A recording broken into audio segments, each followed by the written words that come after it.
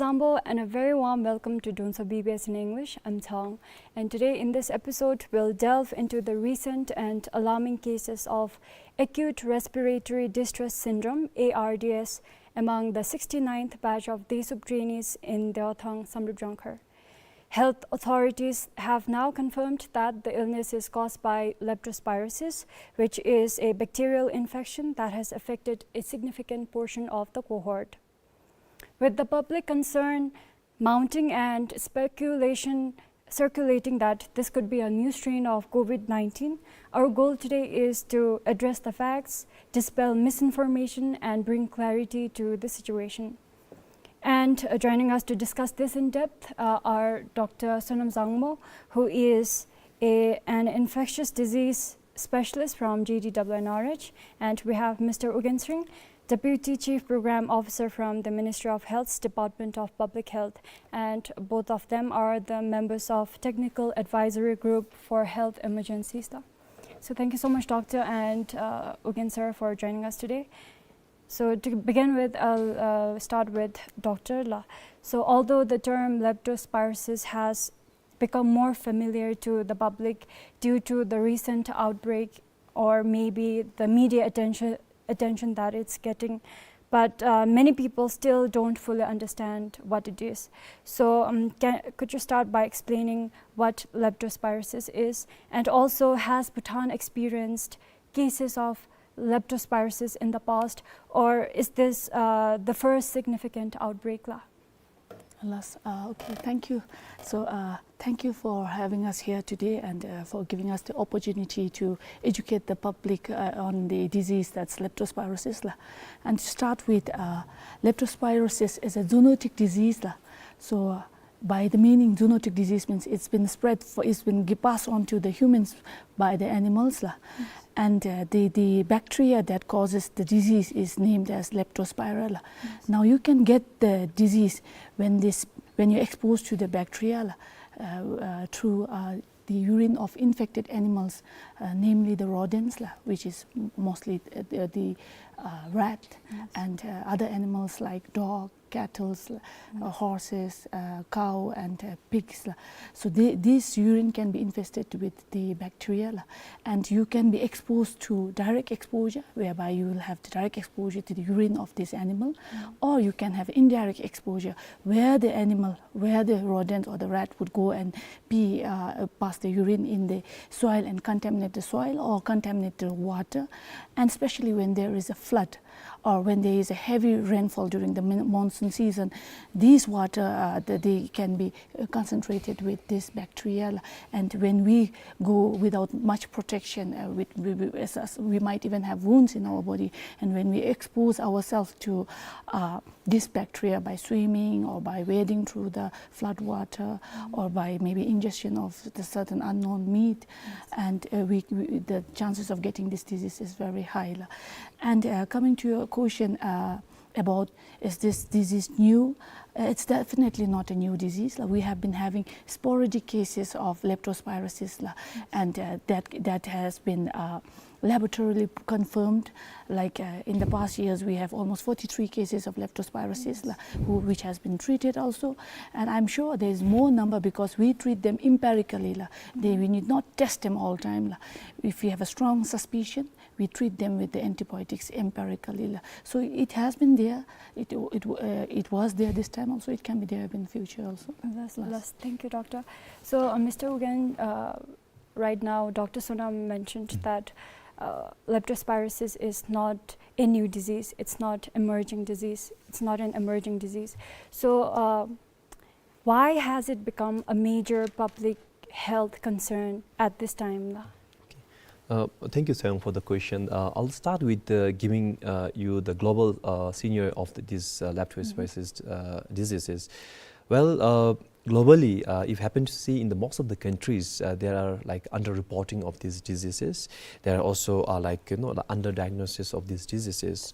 So in a nutshell, that it is a neglected tropical diseases, which means that there is no much priority, there is no much kind of focus on these diseases. But having said that, coming to Bhutan now, in Bhutan, leptospirosis has been given a very due importance, and indeed it was made as one of the top public health priorities very recently.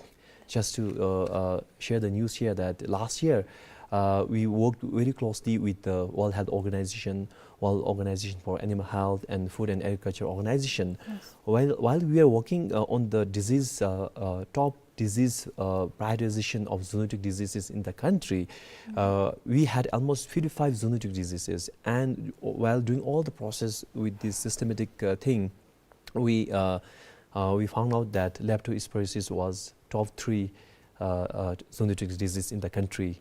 And similarly, of course, the concern of this disease was there for almost a decade ago. Therefore, our Royal Center for Disease Control, they have started a surveillance system we call AUFI surveillance system. Is basically to do the surveillance system for those group of diseases which have a kind of a similar symptoms, mostly the fever. So, and we have been doing this sentinel site surveillance since last 10 years, and as Dr. Sonam has mentioned, in last 5 years we were able to detect more than 43 cases, mostly in the southern districts of Samjongkar, then the Samche and Sarpang. Yes. And moreover, it is such a coincidence that just before the outbreak that we had in Dewanthang, our Minister of Health and the technical experts from both international and national, we came together and we were working on the risk mapping on the leptospirosis. And even when we were working on the leptospirosis, we came to know that most of the southern belts, most of the southern districts are equally prone to these diseases, including one of the districts in the central part of Bhutan, which was Wangdi. Why so?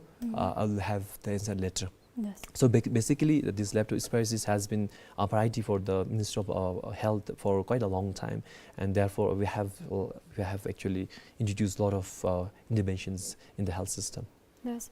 Thus, again, sir, to you again. Earlier, doctor slightly mentioned about how we get leptospirosis through carriers that are animals like rodents, pigs, cows. So, could you explain in detail what are the typical modes of transmission? How do we get this from the carriers? Okay, now we all know that leptospirosis is being caused by the bacteria called Leptospira, and we should also know now how it is being transmitted to humans. So we have to know some terminology called reservoirs and like host. Basically, we human are kind of incidental host. So what does it really means now? So basically, like if human, if as an individual, if we are exposed to a contaminated water. So when you talk about contaminated water, I like to again discuss on that part of the water. So basically, like if there is any water or if there's any food which has been contaminated by the urine of the infected animals, mostly rodents, it could be mice, it could be rats, and as per our own research which was conducted in 2021, we also found that the bacteria is also prevalent in dogs, in cow, and in some in pigs. So if there is kind of a contamination of water from these animals, and if we as a human, if we have exposure to that contaminated water or food, so when you talk about the contamination, or when you talk about the exposure, we talk about the direct exposure and the indirect exposure. So when you talk about direct exposure, if you happen to have the direct exposure from your body, be it the hands or like limbs, if there is any kind of cuts or abrasions, so this is the most common way of entering into our bodies, as I was mentioning to you, that we are not the host, we are not the reservoir of this virus. It's just by the accidental that we have been exposed to that contaminated water, then we become a host. So this is one way of getting infected. And other thing is there is also many cases, of course, though there is a need to have more research and studies, there is also cases whereby that by consuming the food or food or something which has been contaminated by the urine of these infected animals could be also one of the sources of infection. So these are also there. And moreover, if you happen to be immersed in this contaminated water, if there is no wound or anything, there is also possibility of transmitting this bacteria from your eyes, your nose, and your mouth. So there is always a chance. Now, it is very important to highlight here that most people think that this disease might be transmitted from human to human. So it is not so contagious like the disease that we have just seen in over the last couple of years, like COVID or influenza. Of course, this is zoonotic diseases, which means it transmits from animal to human. Yes. But so far, there is no cases or no reported evidence that this disease can be transmitted from human to human. So therefore, even if you happen to be a caregiver, or if someone, your loved ones is being sick of this disease, there is no concern that he or she will be transmitted the same disease to you. So as long as if you are very careful with your, sanitation and hygiene, so that should suffice. Yes. Thank you, Mr. Uganda. And doctor, after the exposure to the bacteria, that is Leptospira, how does leptospirosis present in an infected individuals, and does the symptom vary with severity of the disease? Okay, so once your body is exposed to that bacteria, then from the exposure to the onset of symptoms, it varies from individual to individual. It can, in an average, it's ranging from 5 to 15 days. So, but there are some layovers where there are some outliers where you can have individuals getting the symptoms as early as 2 days or as late as 1 month. Now this disease can present initially like any other disease, like a simple flu presenting with cough, fever. And it can present like diarrhea with diarrhea and vomiting, and you can mimic it for other diarrheal illness, and especially from someone coming from the subtropical area, it can mimic tropical disease like dengue, malaria, and scrub typhus in particular. So the individual, during the onset of symptoms, they will present with high-grade fever. They can have dry cough. They can have muscle pain, joint pain, and they can have jaundice. But it's not necessary they have jaundice all the time. There are variations of disease presentation where the leptospirosis can also present without jaundice. That's also called the anicteric form of leptospirosis. And they can also have conjunctival suffusion. Then in layman term, it's called, we have the red eye. And then they can present with diarrhea, vomiting, and abdominal pain. Some of the patients can go into the severe form of illness where they can have shortness of breath, and which we call, they can go into acute respiratory distress syndrome, and they can have bleeding into their lungs, and they can present with hemoptysis, and also they can have kidney damage and present with kidney failure, liver damage and present with liver failure. The bacteria can also go into the brain, and they can have symptoms of meningitis. So these patients require special care, especially they require ICU management, and they require very close monitoring. So doctor, when to see a clinician or physician? So coming to that, so the disease has 2 phases. So we call the acute phase or the immune phase.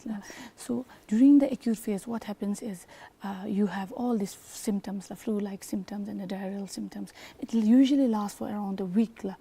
And after the acute phase, that is the febrile phase, we have the immune phase. And during this immune phase, what unique thing happens is our body recognizes that bacteria as a foreign body, as an enemy. Our body will try to prepare ourselves to combat that enemy. They will produce weapons, which we call antibodies.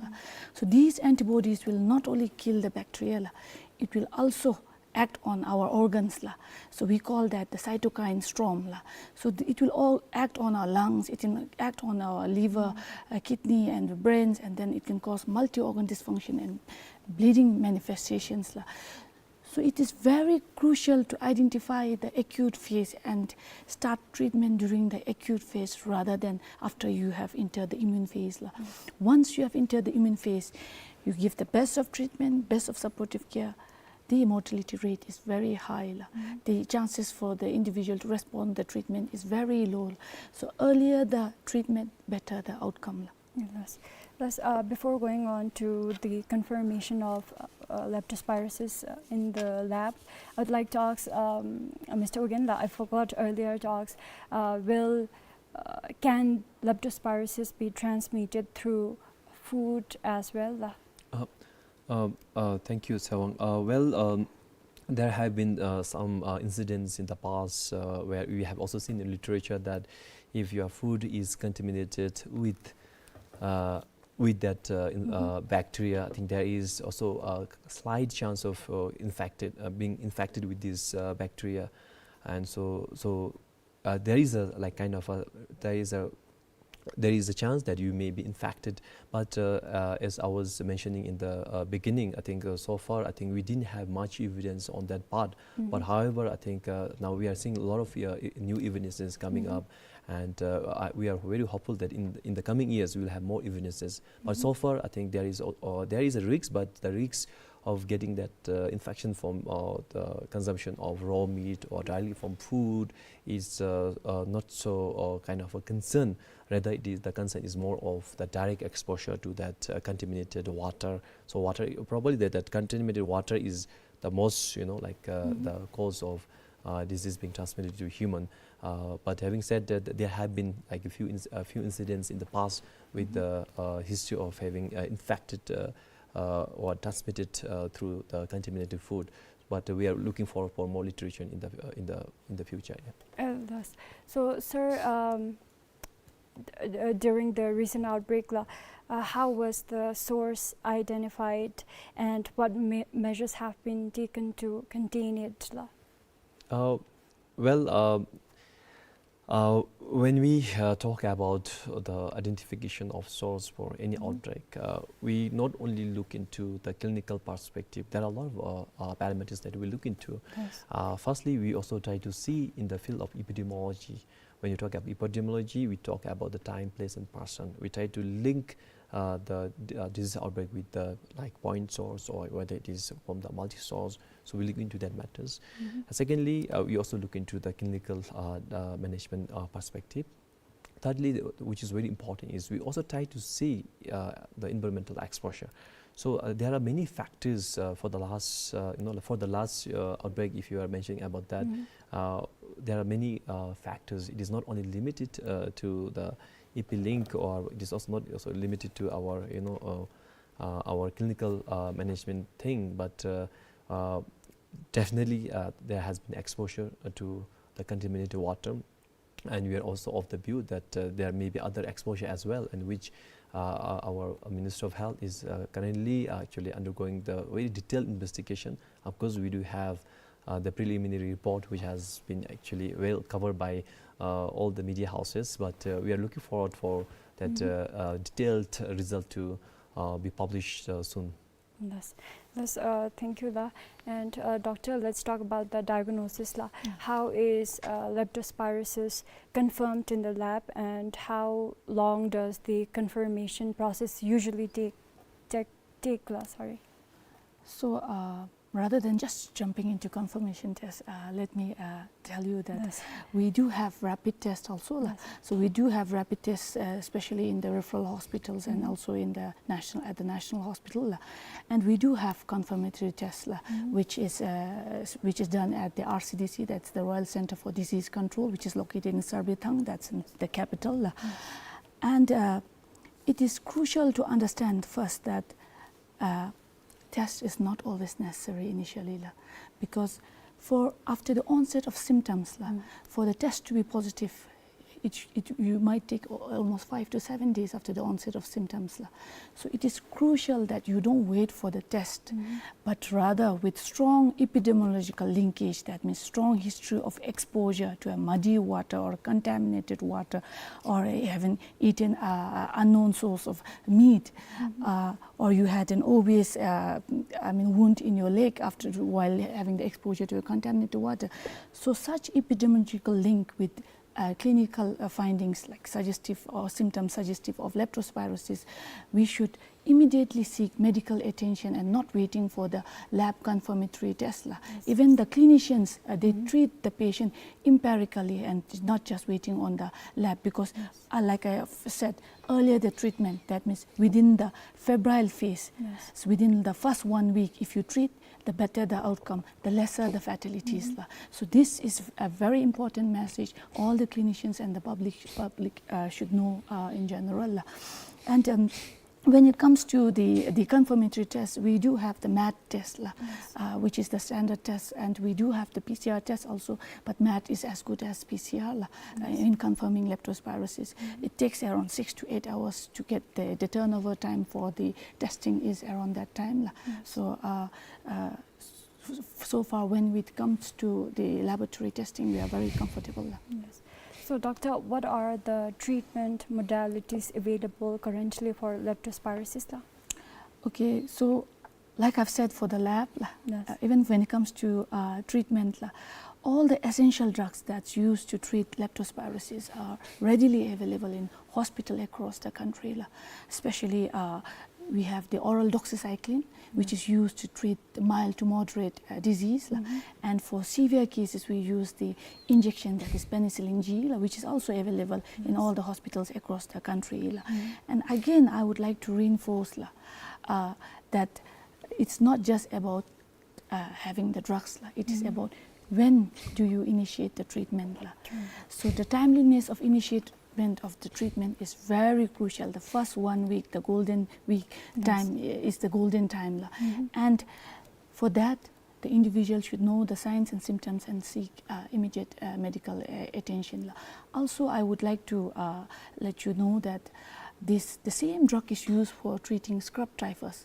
It's also called the tick disease. In the layman's term, our local dialect, we call it 𝐾𝐫𝐮𝐬𝐻.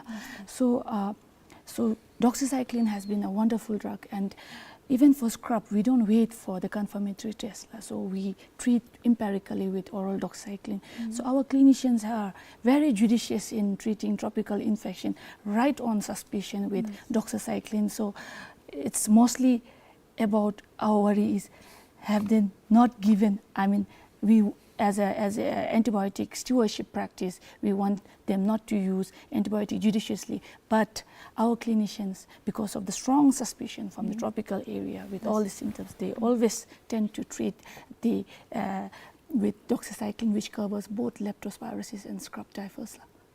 Thank you. Thank you, Doctor. That was very well explained.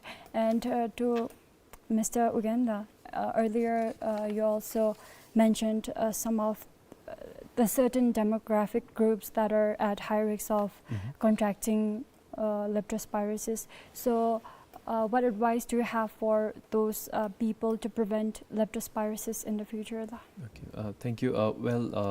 There are certain group of occupations or the individuals who are at the high risk groups, as we have discussed earlier, like the farmers, like those construction workers. For that matter, if there is any disaster, if there have to be kind of a responding agency to deal with that disaster, especially during the flood times, these volunteers are also equally vulnerable in times of such disaster. Our advice to such high risk groups will be basically, as far as possible, where it is possible, we try to advise them to avoid, like wading through or swimming through the very, flood waters or any kind of a stream which you may suspect of contaminated with the urine of the animals that we have discussed. Secondly, if you happen to have any wounds or abrasions, in your body, I think it is always advisable to be covered by the bandages. And we also understand by virtue of being like certain profession, I think there is no way that we can avoid such contaminated water or the stagnant waters. In such cases, I think we always advise them to use protective gears such as a gumboot, or for that matter even the hand gloves. So these are really important. These are very small things, but it can really help you to avoid the contamination with the contaminated water. And our message also goes to the children, our young kids who are going to schools. This is time for, this is a rainy season, and people, our children, they like to play in the very small stagnant waters. I think this should be avoided by our small children and students going to schools. Our teachers and our parents should advise against playing or wading through the very stagnant waters. It could be possibly be contaminated by the urine of the animals. And lastly, as I was mentioning in the beginning, we have come up with the risk mapping of leptospirosis in the country, and now we know which are the districts where there is a high risk of having this leptospirosis transmission. Is mostly the southern region, and of course in the central we have only. In such region, if you happen to have exposed to such contaminated water or some animal thing, and if you have any symptoms which was previously mentioned by our Dr. Salam here, I think you should immediately visit our hospitals, and we have a very well-trained health workers who can really help you with the diagnosis or any treatment if need be. Yes. So that will be all. Yes, thank you. I think the message is conveyed to the public and to doctor. A bit of confusion here. Are there chances that individuals can get recurrent leptospirosis? That is, can they get it more than once in their lifetime? So to answer that question, it is crucial to understand that leptospirosis has almost 250 serovala, different types, subtypes, of which if you are infected with one kind of serova, this time the chances of getting the other kind of serova is always there, as you might be infected with 249 other different strains of serovala for leptospirosis. So you can always get a recurrent infection. Of course, you will have immunity to that particular serova, but not to the rest of the serovala. Can it be severe than the first one? So that will depend on the presentation. Like I told you, to elaborate further, see, most of the infections, actually 90% of the infections can be without symptoms, or they might have mild symptoms. But of this, 15% can go into severe form of illness, of which again 50 to 70% can have the mortality rate can be as high as that. So this factor of severity will depend on, number one, like what I have told before, their presentation to the hospital. Is it during the acute phase, the febrile phase, or is it during the immune phase? So if someone presents in the immune phase, the response to the treatment is going to be very, very less minimal. And it is crucial for someone to always avail the treatment in the acute phase. And also other factors that's contributing to the severity could be the degree of exposure to the bacteria. If you have a big wound, or if you have swallowed a big chunk of water, naturally the bacterial level will be high, and the severity of the disease would be high also. And age could be one factor. Older the age, the lesser the immunity, so the more severity of the disease. And also other co-infections or comorbidities, whether you have cancer, whether you have diabetes, all these factors can play, and other immunosuppressed states can also contribute to the severity of the disease. Thus, Doctor, sir, it's about the time we wrap up this discussion. So my last question is to Mr. Wogen. How is Ministry collaborating with other agencies like local authorities, the Daesung office and healthcare institutions for coordinated response? Thank you for the question, Taewang. We always believe in the coordination and the collaboration. I think unless there is a very good or effective coordination and collaboration, I think we believe that we can't respond to any future outbreaks or anything. So therefore, we have been working very closely with our One Health sectors, especially the Department of Livestock, Department of Environment and Commissions, because this is a zoonotic diseases, and unless if we work together, I think we won't be able to really prevent at the very source. And even if there is happen to be a outbreak or something, that we can't have a very efficient or effective response to the outbreak. That's number one. And number two, we are working very closely with our local governments, especially our health staff who are working in the field in the field of like risk communication and community engagement. Yes. We believe that communication is a very strong tool for the public health for any outbreaks, be it health education, be it health promotion. Yes. So we strongly believe in communication. This is one area that we are working very closely. Apart from that, we are also working very closely with the university and others in developing the capacity of our health workers. I'll just cut it here. Yeah, that's Doctor. Any last key message that you want to convey to the public? Yeah, so I would like to say, like, leptospirosis is not a new disease. It was there. Yes. We have been seeing new cases of leptospirosis, and even in future we will see a lot of cases. So we need to be very alert and vigilant about this disease, and we need to understand the disease better. Yes. And also that it mimics many other diseases. So it is very crucial to link it with the epidemiological and clinical linkage, and to seek immediate medical attention should you have the symptoms and should you have a strong degree of suspicion. And finally, prevention is key to everything. Prevention, prevention, prevention, and that is how you combat the disease. Thank you. Thank you so much, Dr. Sonam and Mr. Ugen, for joining us today and taking this time to clarify important information about leptospirosis, including its modes of transmission, symptoms, diagnosis, and the treatment options available.